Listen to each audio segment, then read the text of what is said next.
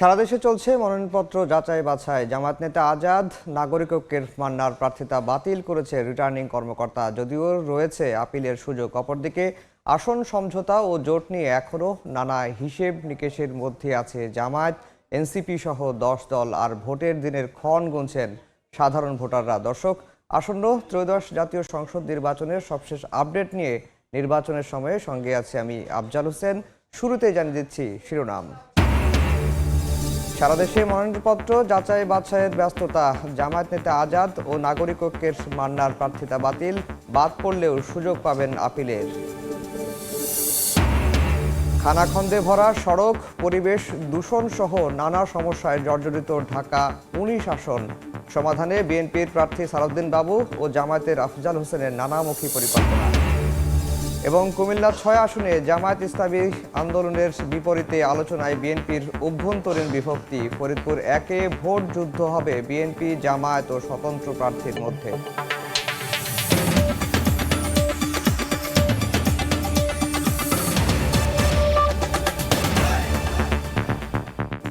সারা দেশের নির্বাচনী কার্যালয়গুলোতে চলছে মনোনয়নপত্র যাচাই বাছাইয়ের ব্যস্ততা। আগামীকাল পর্যন্ত যাচাই বাছাই চলবে এবং 20 জানুয়ারি পর্যন্ত মনোনয়নপত্র প্রত্যাহারের সুযোগ রয়েছে। আর 21 জানুয়ারিতে প্রতীক বরাদ্দ দিবেন নির্বাচন কমিশন। আমরা দিনের গুরুত্বপূর্ণ খবরগুলো নির্বাচন সংক্রান্ত একটু জানিয়ে দিতে চাই। চলছে মনোনয়নপত্র যাচাই বাছাই।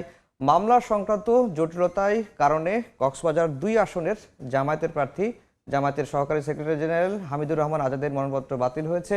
হলফনামায় অসঙ্গতির কারণে নাগরিক ঐক্যের সভাপতি মাহমুদুর রহমান মান্নার মনোনয়নপত্র বাতিল হয়েছে। তিনি বগুড়া 2 আসন থেকে মনোনয়নপত্র নিয়েছিলেন। দ্বৈত নাগরিকত্বের কারণে কুড়িগ্রাম 3 আসনের জামায়াতের প্রার্থী মাহবুব আলম সালেহির মনোনয়নপত্র স্থগিত হয়েছে এবং যাদের মনোনয়নপত্র বাতিল বা স্থগিত হয়েছে তারা আপিল করতে পারবেন। 5 থেকে 9 জানুয়ারির মধ্যে আপিল করতে পারবেন প্রার্থীরা। এর বাইরে আমরা বিভিন্ন সময়ে ঢাকার আসনগুলো নিয়ে আলোচনা করেছি। এর আগে ঢাকার 18টি আসন নিয়ে আমরা নির্বাচনের যে সমীকরণগুলো রয়েছে, প্রার্থীরা কি ভাবছেন, ভোটাররা কি ভাবছেন এবং ওইসব আসনগুলোতে প্রার্থীরা কি ধরনের প্রতিশ্রুতি দিচ্ছেন, সেই বিষয়গুলো নিয়ে কিন্তু আমরা তুলে ধরার চেষ্টা করেছি এবং আমাদের রিপোর্টাররা সংশ্লিষ্ট আসনগুলোতে গিয়ে নাগরিক কি সমস্যা রয়েছে, সমাধান কিভাবে করা যায়, প্রার্থীরা কি ধরনের ইশতেহার দিচ্ছেন, প্রতিশ্রুতি দিচ্ছেন, সেগুলো কিন্তু আমরা তুলে ধরার চেষ্টা করেছি। এবং শুধু ঢাকায় নয়, ঢাকার বাইরের যে আসনগুলো রয়েছে সেই আসনগুলো নিয়েও কিন্তু আমরা আলোচনা করি এবং প্রার্থীরা এখন কিন্তু ভোট দেওয়ার জন্য মুখিয়ে রয়েছেন এবং তারা চাচ্ছেন যে আগামীর যে বাংলাদেশ হবে, নতুন বাংলাদেশ যে রয়েছে, সেই নতুন বাংলাদেশে যারা তরুণদের এগিয়ে নেবেন তাদেরকেই তারা ভোট দেবেন। আমরা আজকে ঢাকার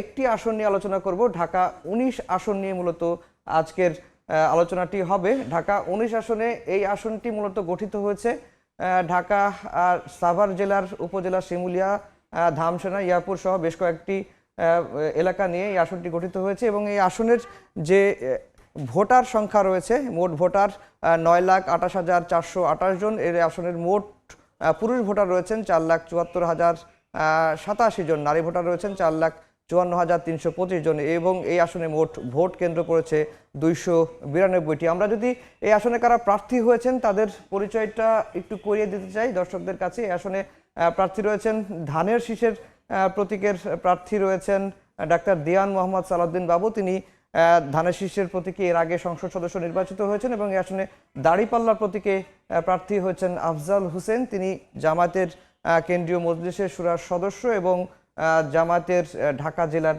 সেক্রেটারি রয়েছে এবং এই আসনটি নিয়ে আমাদের সহকর্মীর একটি রিপোর্ট রয়েছে। সেই রিপোর্টটি যদি দেখি এবং তিনি এলাকায় গিয়ে সাধারণ মানুষের সাথে কথা বলে কি সমস্যা রয়েছে এবং প্রার্থী যারা হয়েছেন তারা কি প্রতিশ্রুতি দিচ্ছেন, সেই বিষয়গুলো তুলে ধরার চেষ্টা করছেন। আমরা আমাদের সহকর্মীর রিপোর্টটি একটু দেখব। জাতীয় সংসদের সর্ববৃহৎ আসন ঢাকা 19। সাভার উপজেলার 7টি ইউনিয়ন, পৌরসভা ও সাভার সেনানিবাস এলাকা নিয়ে গঠিত এই আসনটিতে মোট ভোটার 9 লাখের উপরে। জাতীয় স্মৃতিসৌধ, পোশাক শিল্প নগরী, সরকারি বেসরকারি বিশ্ববিদ্যালয় সহ নানা গুরুত্বপূর্ণ স্থাপনার কারণে এই অঞ্চলটি গুরুত্বপূর্ণ। তবে বিশাল এই জনগোষ্ঠীর দুর্ভোগের শেষ নেই। যাইতে 2 ঘন্টা, আসতে 2 ঘন্টা, 4 ঘন্টা সময় আমার রাস্তায় চলে যায়। মেল ফ্যাক্টরির বাসাবাড়ির ময়লা পানি রাস্তায় ছেড়ে দিচ্ছে। এছাড়াও সড়ক দখল করে ভ্রাম্যমাণ দোকান বসানোয় তীব্র যানজট নিত্যদিনের চিত্র। পোশাক কারখানার প্রসারের কারণে কমেছে খেলার মাঠ, বেড়েছে মাদকাসক্তি ও কিশোর গ্যাংয়ের উৎপাত। মাদক আর ছিনতাইকারী যদি বন্ধ করতে পারে তাহলে আমাদের শ্রমিকটাও একটু ভালো থাকবে। সাবেক সংসদ সদস্য ও বিএনপি মনোনীত প্রার্থী ডাক্তার সালাউদ্দিন বাবু বলেন, আসনের প্রধান সমস্যাগুলো চিহ্নিত করতে স্থায়ী সমাধানের পরিকল্পনা করেছেন তিনি। তুলে ধরবেন নির্বাচনী ইশতেহারে। মসজিদ, মাদ্রাসা, মন্দিরে উন্নয়ন, রাস্তাঘাটে উন্নয়ন, এটা একটা কমন ফেনোমেনা, অতীতেও ছিল, এখনো ছিল, সেগুলো তো আমাদের করতে হবে। নতুন যে সমস্যাগুলো এখন খুবই প্রকট, সেটার মধ্যে 1 নম্বর হলো মাদক। এখান থেকে কোনো মহল অর্থ উপার্জন করছে, সেগুলো আমরা করতে দেব না। ফুটপাত থেকে টাকা নিবে, সেটা আমরা কোনোভাবে বরদাস্ত করব না। এদিকে ঢাকা 19 আসনের মানুষ নতুন রাজনীতি চায় বলে মন্তব্য করেছেন জামায়াতে ইসলামী মনোনীত প্রার্থী আফজাল হোসেন। বিগত সময়ে তারা সবকিছু দেখেছে, নতুন বাংলাদেশ গড়ার জন্য নতুন বাংলাদেশের স্বপ্ন মানুষ দেখছে এবং তারা একটা পরিবর্তন চাচ্ছে। এই আসনে প্রাথমিকভাবে এনসিপি থেকে ফয়সাল মাহমুদ শান্তকে মনোনয়ন দেওয়া হলেও জামায়াতের সঙ্গে জোটবদ্ধের পর তিনি স্বেচ্ছায় অংশগ্রহণ না করার ঘোষণা দেন। বিশাল ঘনবসতি, শিল্প কারখানা এবং সরকারি বেসরকারি নানা প্রতিষ্ঠানের কারণে অতি গুরুত্বপূর্ণ ঢাকা 19 আসন। তবে জনগণের দাবি, দীর্ঘদিন ধরেই উপেক্ষিত ঢাকা 19 আসন। 24-এর অভ্যুত্থান, সামনে জাতীয় নির্বাচন, আশা জাগাচ্ছে মানুষের মনে, প্রত্যাশা বাস্তবেই পরিবর্তন আসবে জনজীবনে। সাবা বোয়াসি, সময় সংবাদ, সাভার, ঢাকা। এই আসনের আরও খবর জানবো। সহকর্মী শাহরিয়ার শমিক আছেন ঢাকা 19 আসনে। তার কাছ থেকেই মূলত এই আসনের নির্বাচনের হালচালটি একটু জানতে চাই যে শাহরিয়ার শমিক, আপনি এই আসনে আছেন এবং এই আসনের প্রার্থী, ভোটার তারা আসলে কি বলছেন? নির্বাচনী এখনো যেহেতু আনুষ্ঠানিকভাবে প্রচারণা শুরু হয়নি, প্রার্থীরা আসলে কি বলছেন?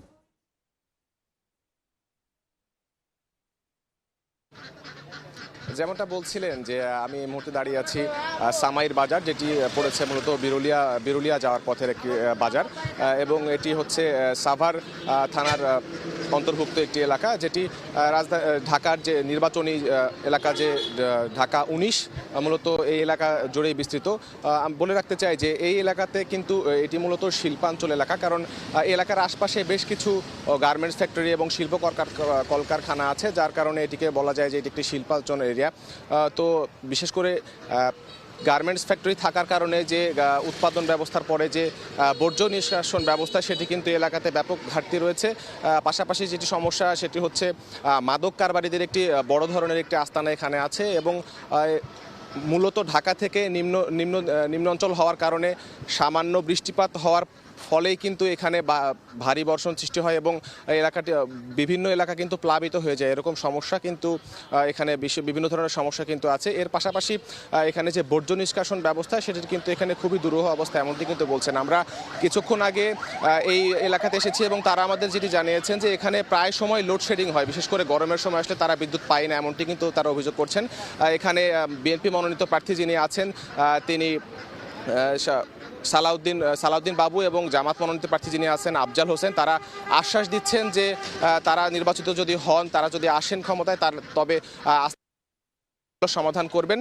তবে এখানকার স্থানীয়রা বলছেন যে প্রতিবার তাদেরকে আশ্বাস দেওয়া হয়, এবার যারা আশ্বাস দিচ্ছেন তারা ক্ষমতায় আসলে কি করেন এটি দেখার জন্যই তারা অপেক্ষমান আছেন। তো বিরুলিয়া থেকে এই ছিল আমার কাছে সর্বশেষ। শমিক, আপনাকে অসংখ্য ধন্যবাদ। শমিক জানাচ্ছিলেন ঢাকা 19 আসনের নির্বাচনের খবর। দেখছেন নির্বাচনের সময়, সঙ্গে থাকুন। কুমিল্লা জেলায় 11টি সংসদীয় আসন রয়েছে, এর মধ্যে আমরা একটি আসন নিয়ে আলোচনা করব। কুমিল্লা 6 আসনটা নিয়ে আলোচনা করব। এই আসনে একটু নানা রকম সমীকরণ রয়েছে, কারণ এই আসনে বিএনপির 2জন হেভিওয়েট প্রার্থী রয়েছেন এবং একজন বিএনপি থেকে মনোনীত হয়েছেন এবং আরেকজন স্বতন্ত্র নির্বাচন করছেন। আগে শুরুতে যেটি জানাতে চাই যে এই আসনটি মূলত সিটি কর্পোরেশন এবং যে উপজেলা সেই উপজেলাটি নিয়েই গঠিত হয়েছে এবং সিটি কর্পোরেশন নিয়ে এই উপজেলাটি বা এই আসনটি গঠিত হয়েছে। এবং এই আসনে যে মোট ভোটার যারা রয়েছেন, আমরা যদি বলি মোট ভোটার 6,31,675 জন, এর মধ্যে পুরুষ ভোটার রয়েছেন 3,17,000 845 জন, আর নারী ভোটার রয়েছেন 3,13,823 জন। তৃতীয় লিঙ্গের ভোটার রয়েছেন 7 জন এবং এই আসনে মোট কেন্দ্র রয়েছে 196টি। এই আসনে প্রার্থী যারা করছেন বা এই আসনে নির্বাচনে যারা লড়ছেন তাদের যদি একটু পরিচয় করে দিই, যে আসনে প্রার্থী হয়েছেন বেশ কয়েকজন প্রার্থী রয়েছেন। এর মধ্যে বিএনপির 2 জন প্রার্থী রয়েছেন। বিএনপির প্রার্থী হচ্ছেন মনিরুল হক চৌধুরী, তিনি বিএনপি চেয়ারপারসনের উপদেষ্টা এবং সাবেক 3 বারের এমপি। এর পরে রয়েছেন দাঁড়িপাল্লার প্রার্থী কাজী দীন মোহাম্মদ, তিনি জামায়াতের মহানগর সেক্রেটারি এবং কেন্দ্রীয় কর্মপরিষদ সদস্য। এর বাইরে হাজী আমিনুর রহমান ইয়াসিন রয়েছেন, তিনি স্বতন্ত্র প্রার্থী হয়ে লড়ছেন এবং তিনিও কিন্তু বিএনপি চেয়ারপারসন উপদেষ্টা। এবং এই আসনের যে খবর, এর বাইরে আমি এই আসনের খবর একটু জানতে চাই, আমাদের সহকর্মীদের কাছ থেকে খবরটি জানবো। তার আগে একটু ব্রেক নিয়ে আসি। দেখছেন নির্বাচনের এই আসনের আরও বিস্তারিত খবর জানবো।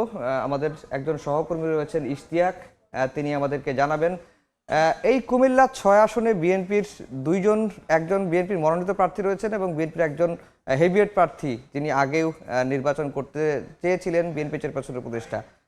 সমীকরণটা কি এই আসনের?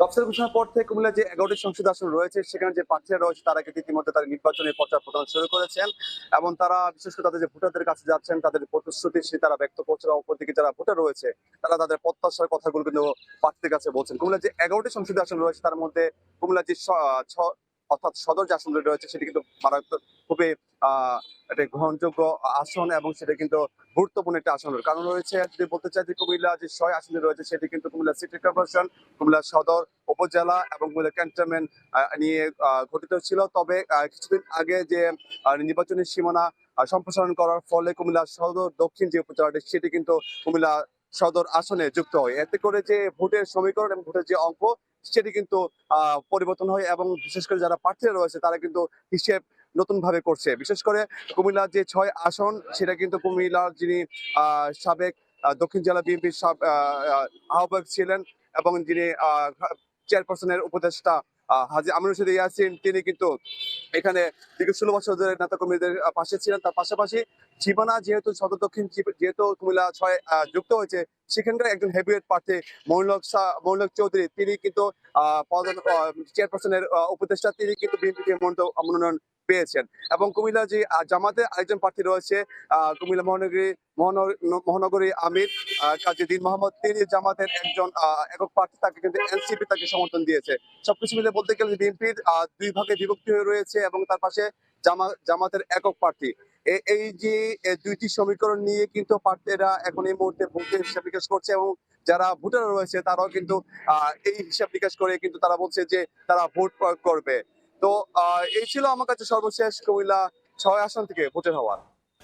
ইশতিয়াক, আপনাকে অসংখ্য ধন্যবাদ। ইশতিয়াক জানাচ্ছিলেন কুমিল্লা 6 আসনের নির্বাচনের খবর। এই আসনে বিএনপির একজন মনোনীত প্রার্থী রয়েছেন। এর বাইরে বিএনপির রাজনীতি করেন বিএনপি চেয়ারপারসনের উপদেষ্টা, তিনিও স্বতন্ত্র দাঁড়িয়েছেন। এর বাইরে জামাতের একজন প্রার্থী রয়েছেন।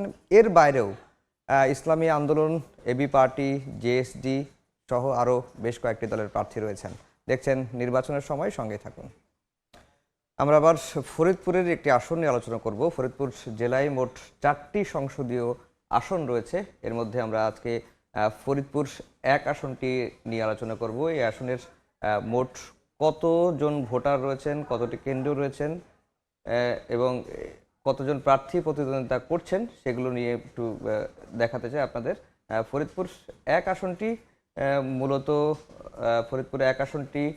মূলত আসনটি ধুখালী, বোয়ালমারী, আলফাডাঙ্গা উপজেলা নিয়ে গঠিত এবং 3টি উপজেলা নিয়ে এই আসনটি গঠিত হয়েছে। 3টি পৌরসভা, 27টি ইউনিয়ন রয়েছে এবং এই আসনের যে মোট ভোটার, এই আসনের মোট ভোটার যদি একটু বলি, যে মোট ভোটার 5,10,556 জন, পুরুষ ভোটার 2,59,341 জন, মহিলা ভোটার 2,51,214 জন, তৃতীয় লিঙ্গের ভোটার রয়েছেন 1 জন। এই আসনে মোট ভোট কেন্দ্রের সংখ্যা 197টি আর মোট ভোট কক্ষের সংখ্যা যদি বলি 1006টি। এই আসনে প্রতিদ্বন্দ্বিতা করছেন বেশ কয়েকজন প্রার্থী। মোট 15 জন প্রার্থীর তালিকা আমরা এখন পর্যন্ত পেয়েছি।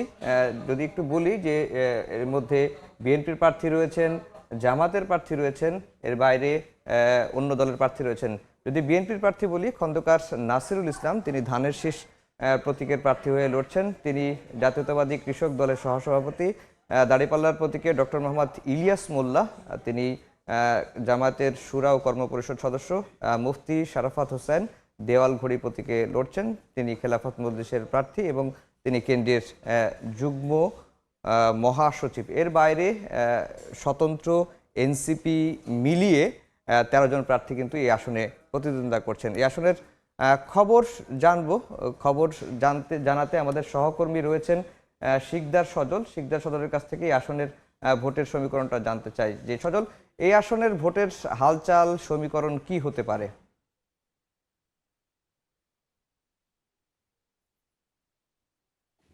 দুই 2,05,286 বর্গ কিলোমিটার আয়তনের এই ফরিদপুর জেলা।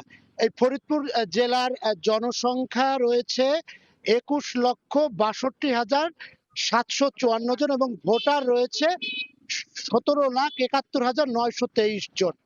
এই যে এই ফরিদপুর জেলা কৃষি প্রধান জেলা, এই ফরিদপুরে 4টি আসন রয়েছে এবং 4টি আসনের মধ্যে 38 জন প্রার্থী কিন্তু ইতিমধ্যেই তারা তাদের মনোনয়নপত্র দাখিল করেছেন এবং এই 4টি আসনের মধ্যে সবচাইতে প্রতিদ্বন্দ্বিতামূলক নির্বাচন হতে যাচ্ছে ফরিদপুর 1 আসনে এবং ফরিদপুর 1 আসনে ইতিমধ্যে 15 জন প্রার্থী কিন্তু তাদের মনোনয়নপত্র দাখিল করেছেন এবং এদের মধ্যে যিনি বিএনপিতে রয়েছেন খন্দকার নাসিরুল ইসলাম, তিনি কৃষক দলের সহসভাপতি এবং জামায়াতের প্রার্থী রয়েছেন ডক্টর ইলিয়াস হোসেন, ইসলামী আন্দোলন এবং খেলাফত মজলিসে রয়েছেন শরাফত হোসেন এবং জাতীয় ঐক্য ফ্রন্টের যিনি রয়েছেন শাহ মোহাম্মদ আবু জাফর এবং স্বতন্ত্র প্রার্থী হিসেবে রয়েছেন আবুল বাশার খান, তিনি কিন্তু স্বতন্ত্র প্রার্থী এবং আরিফুর রহমান দোলন সহ আরো বিভিন্ন 15 জন প্রার্থী কিন্তু এখানে রয়েছেন। তবে এখানে ভোটাররা যেমনটি বলছেন যে এই সমীকরণ কিন্তু 4 জনের মধ্যে চতুর্মুখী কিন্তু এই আসনটিতে নির্বাচনী লড়াই হবে। তবে সবচেয়ে যে বড় বিষয়টি, ভোটাররা যেমনটি বলছেন যে গত কিছুদিন যাবত তারা কিন্তু ভোট দিতে পারেননি, আগামী সংসদ নির্বাচনে তারা যাতে ভোট কেন্দ্রে সুষ্ঠুভাবে গিয়ে ভোট দিতে পারে এমনটাই কিন্তু ভোটাররা বলছেন, সেমনটাই কিন্তু করবেন নির্বাচন কমিশন, এমনটাই কিন্তু তারা বলছেন। এই ছিল ফরিদপুর 1 আসনের নির্বাচনী সর্বশেষ আমার কাছে। শিকদার সজল, আপনাকে অসংখ্য ধন্যবাদ। তিনি জানাচ্ছিলেন ফরিদপুর 1 আসনের নির্বাচনের যে প্রস্তুতি এবং প্রার্থীদের কথা। দেখছেন নির্বাচনের সময়, সঙ্গে থাকুন। দেখছেন নির্বাচনের সময়। সংসদ নির্বাচন ঘিরে মাদারীপুরে বাড়ছে উৎসাহ উদ্দীপনা। স্বাস্থ্য, কৃষি, শিক্ষা, ক্রীড়াঙ্গনে ব্যাপক পরিবর্তনের আশা ভোটারদের। মাদারীপুর 2 আসনের ভোটারদের প্রত্যাশার গল্প জানাচ্ছেন সঞ্জয় কর্মকার অভিজিৎ। ত্রয়োদশ জাতীয় সংসদ নির্বাচনকে ঘিরে মাদারীপুরে বাড়ছে উৎসাহ উদ্দীপনা। মাদারীপুর 2 সংসদীয় আসনের সদর উপজেলার নয়াচর এলাকার চায়ের দোকানে চলছে আলোচনা। ভোটাররা কি ভাবছেন সেই গল্প জানতে আমরা এসেছি এখানে। জন্মের পরে তো একটা ভোট দিছিলাম, সরকারি ভোট সুষ্ঠুভাবে।